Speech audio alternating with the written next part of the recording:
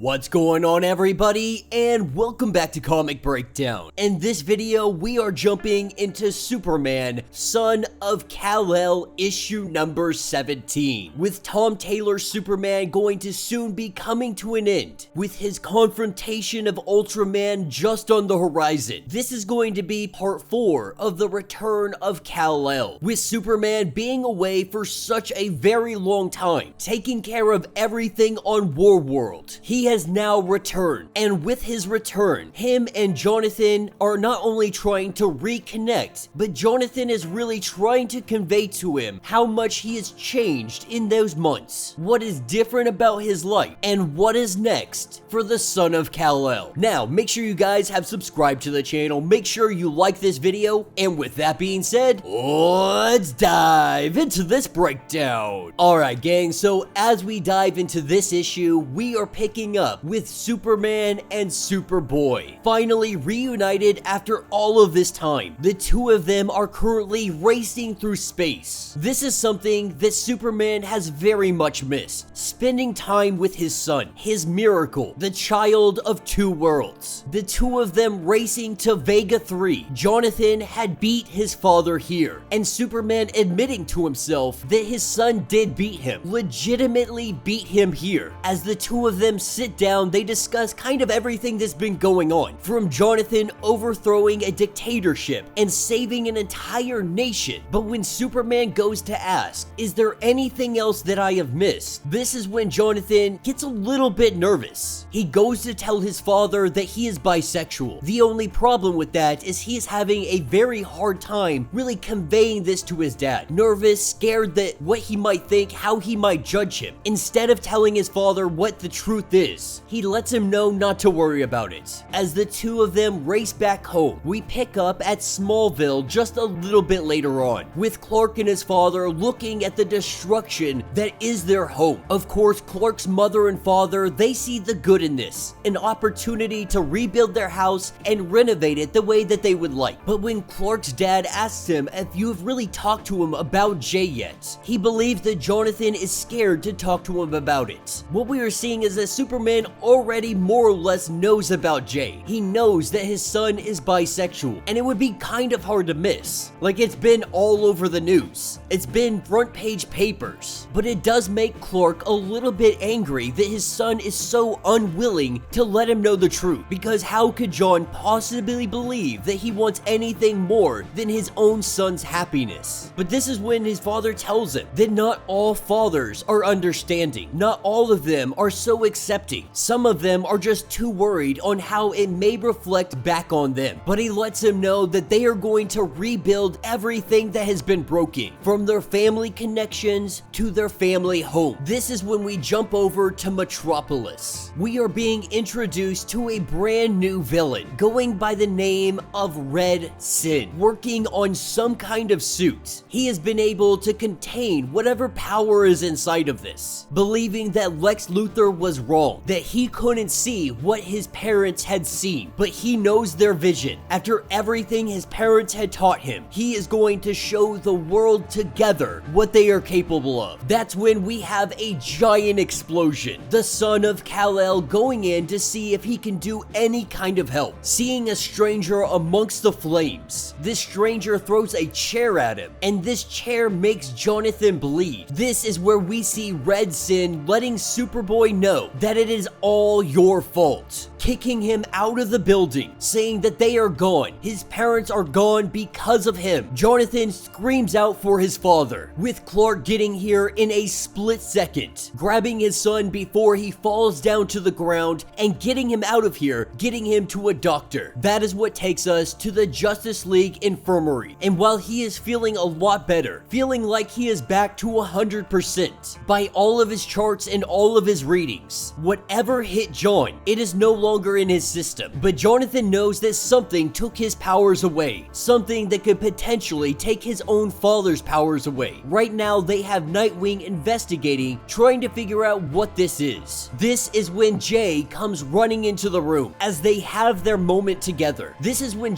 he realizes he still has yet to tell his father everything that is going on, asking everybody to clear out of the room. He has been enjoying having his father back for quite some time. He wasn't ready to have the conversation yet. His father had been gone for so long. This is something he doesn't necessarily mind. He's so used to it with his father going away all the time. He's a little more upset that his father didn't take him with him, and also worried that if he told his father the truth, he may not approve. He was concerned about his father just not approving or disapproving of the entire situation, worried that his father would fly away from him at the toppest speeds possible. This is when he goes on to let Jonathan know that he was scared a lot as a child, an alien, an orphan, and while he is not trying to compare himself to his son's situation, he does let him know that every day of his life has been better since Jonathan came into it, and who he loves is the last thing that could possibly change that. Anyone who makes Jonathan's life better is a hero in the eyes of Superman. More than anything, he is letting him know that you don't even have to say the words, "I already know," that he loves him, he accepts him, and there can never be anything that changes that. That is what takes us to Metropolis. Deep below the Lexcorp building, we have Lex Luthor. He is working on what he calls Project Blackout. We have yet to get any real detail on what this is or what this means, but he is making sure he is working with great effort to try to show the world that John and Clark, they are not human. They have never been human. He wants to show the world what they truly are, experimenting on this Gamora core individual. Somehow, all of this is connected to Project Blackout. And that will be the end of this issue. So let me know what you guys think down in the comments. Alright guys, so we are 17 issues in, and I think for the most part, I have fully supported everything Tom Taylor has been doing. I really enjoy him as a writer, as a creator. I enjoy what he has been doing with Jonathan Kent. Now, with that being said, I feel like we are past the point that we need to be focusing on Jonathan's bisexuality. I understand Jonathan having the trouble of really coming out to his father and letting him know exactly who he is, even though his father already knows. Everybody knows that his father knows. We've seen it on the news, we've seen it in the papers. Superman has been back long enough. He's talked to his wife. He probably knows everything that he needs to know at this point. But I really feel like Tom Taylor has just been digging into continuing writing about Jonathan's bisexuality because of all the hate that he has gotten for writing this character this way. You know,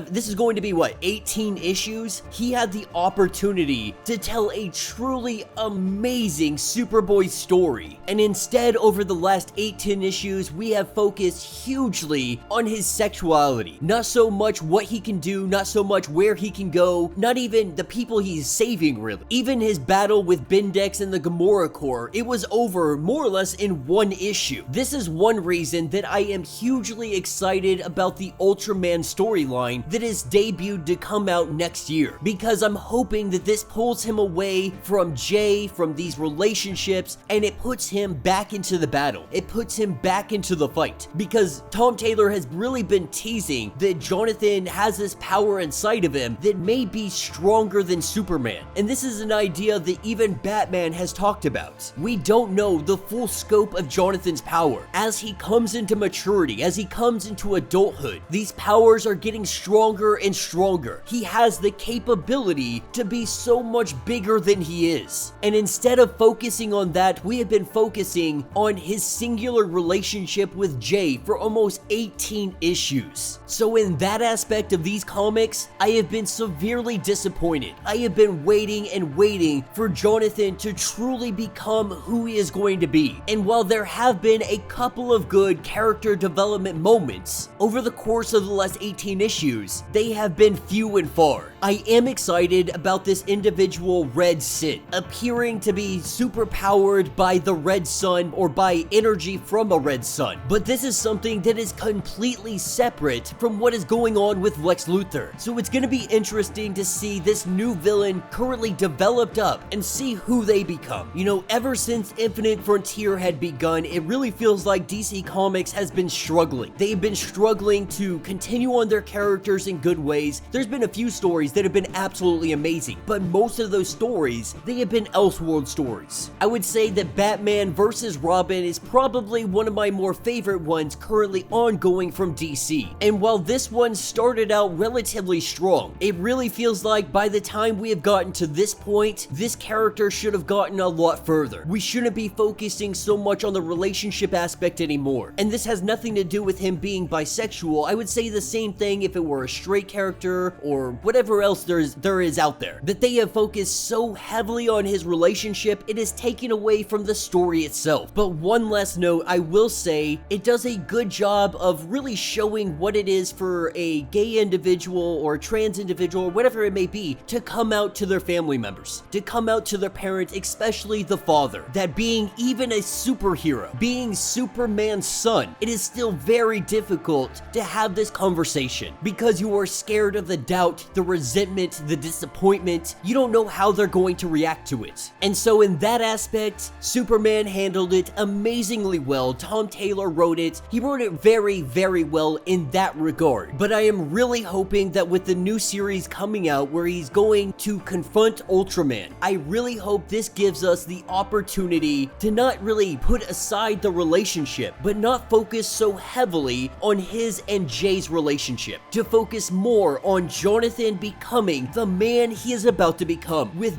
adulthood right around the corner, Jonathan is no longer a boy. It is time that he becomes a man. It is time that he faces his past transgressions. It is time that he faces the nightmares that plague him, to face the trauma of his past, to face his kidnapper, to face the man that tortured him, and see the man he is on the other side. Let me know your thoughts. Let me know your theories. If you would like to get caught up on everything going on with this series, be sure to check out the link in my description as well as the top of this video. It is gonna get you completely caught up on everything going on with this series. If you would like to support the channel, you can always do so by joining the channel membership, much like Patreon having 5 different tiers, from $1 to $50, from loyalty badges to getting free comics every single month. Not only is this helping out the channel tremendously, you are getting tons of perks in the process. Now, if you are unable to do that, do me a favor, subscribe to the channel, like this video, hit that notification bell, and with that being said, until the next breakdown.